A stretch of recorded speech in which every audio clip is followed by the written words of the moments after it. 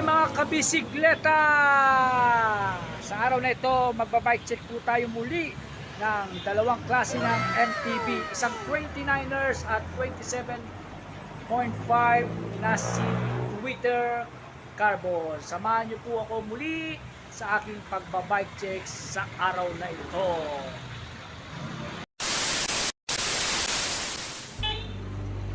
Alright mga kabisikleta, ito po si Leopard Pro Twitter.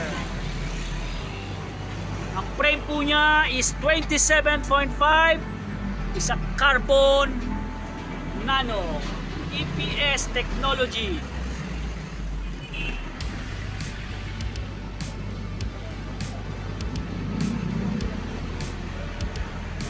Okay, naka-tapered na po siya na head tube niya, tapered. Internal cabling na po siya. On both side niya po, internal cabling. Yan po ang ating Twitter Leopard.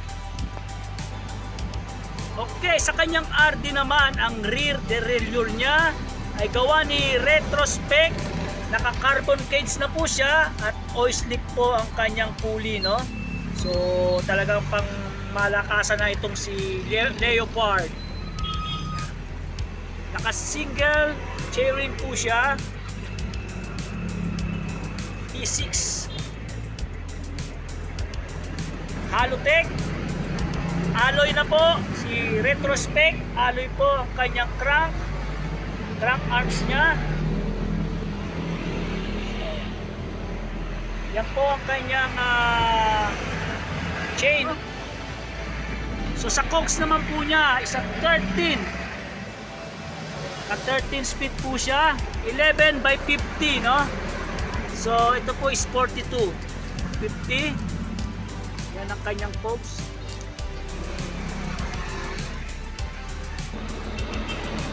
Alright mga kapadyak, ang kanya namang hydro is Tektro Auriga.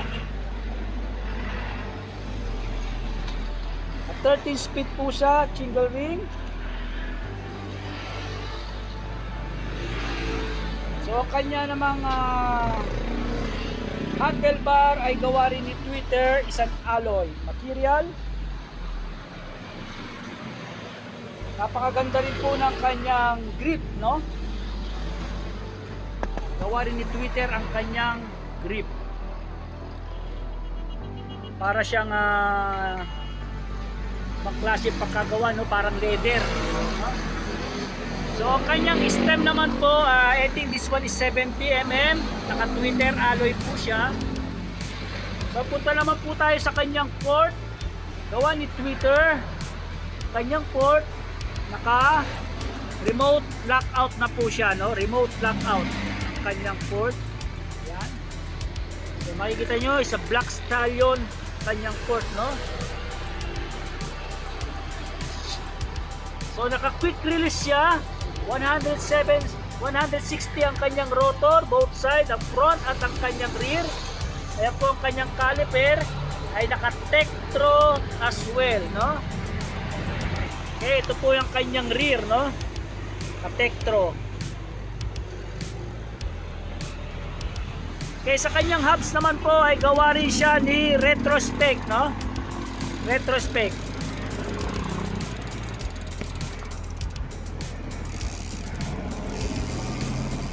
Ganyan lang po ang kanyang tunog. Alright mga kabisig, ang kanyang seat post naman ay gawa rin ni Twitter, isang alloy 6061, 31.6 po ang kanyang size. Siyempre ang kanyang saddle ay gawa rin ni Twitter. Napakaganda rin po ng kanyang saddle, ano? So silvering na rin po ang kanyang pedals, no? Pero nasa inyo po rin niya kung gusto niyo magpalit ng kanyang pedals, no?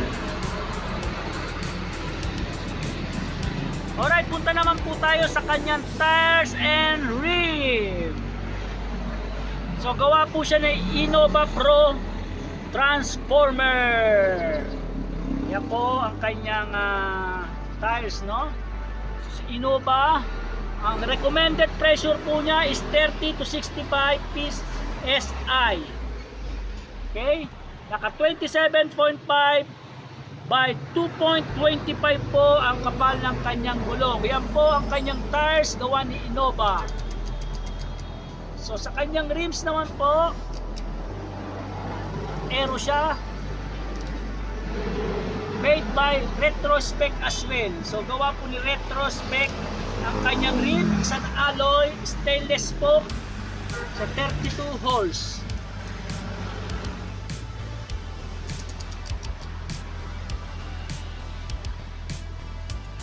Okay, yan po si Twitter Leopard Pro.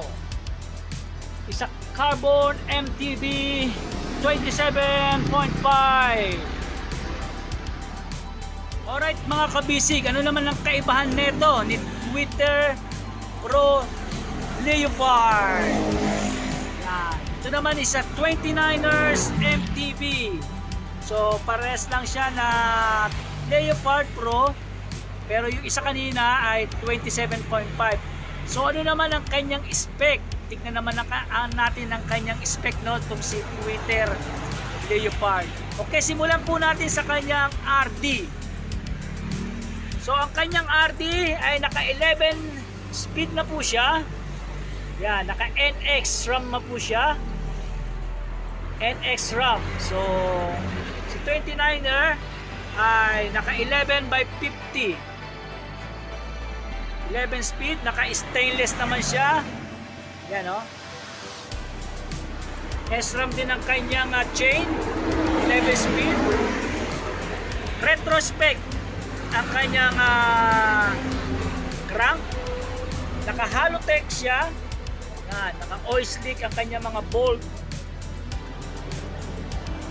Si 29er isa carbon as well, no?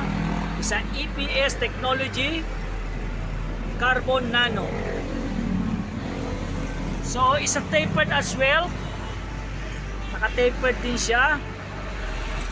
Ang kanyang port is naka-remote lockout na rin siya. Isang air as well. Air suspension. So ang kanya namang handlebar ay gawa rin ni Twitter. Pati ang kanyang grip, handle grip, gawa rin ni Twitter. Yan. Ito po ay alloy, 6061 alloy. Same ang kanyang stem ay gawa rin ni Twitter. So naka-hydraulic na po siya. Disc brake, gawa ni Tektro. Yan po. Yan ang kanyang preno, isa NX SRAM o SRAM. So naka 160 mm ang kanyang rotor. Yan, same din. Ang kanyang caliper ay gawa ni Tektro. Yan. Both siya, no, sa rear niya, sa rear at sa kanyang front. So siya ay naka quick release. Quick release din po siya. So ang kanyang frame ay naka internal cabling na po lahat siya, no? So pasok po lahat ng kable sa loob ng kanyang frame. Dalawa ang kanyang battle cage holder o yung mount niya ni carbon, no? So sa kanyang tires naman, yan ang required na pressure lang niya is 35 psi. So naka 29 by 2.25 siya. Gawa ni Innova Pro CrossFit. So makikita niyo naman po, naka gum wall po siya o skin wall kung tawagin, skin wall. So ang kanya namang ay gawa, made by Retrospec ang kanyang rim sa 32 holes, stainless spokes. So yan ang kaibahan ni Leopard dun sa isa natin, yung kanyang size lang is 27.5 yung nauna at siya naman po ay naka 29ers. So Halotech po siya, kanyang crank, no?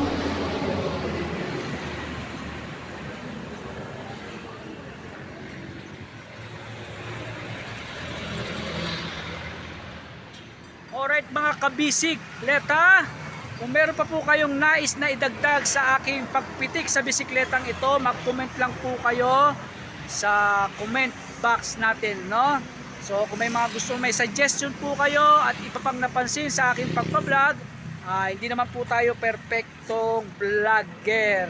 So maraming salamat po sa inyong panonood ng videos na ito. Kung nagustuhan nyo po, don't forget to subscribe. Click the button bell for notification para lagi po kayong updated sa lahat ng mga videos na aking ginagawa. Mag-like, share, at comment po tayo. This is the Black Retriever Kabisikleta!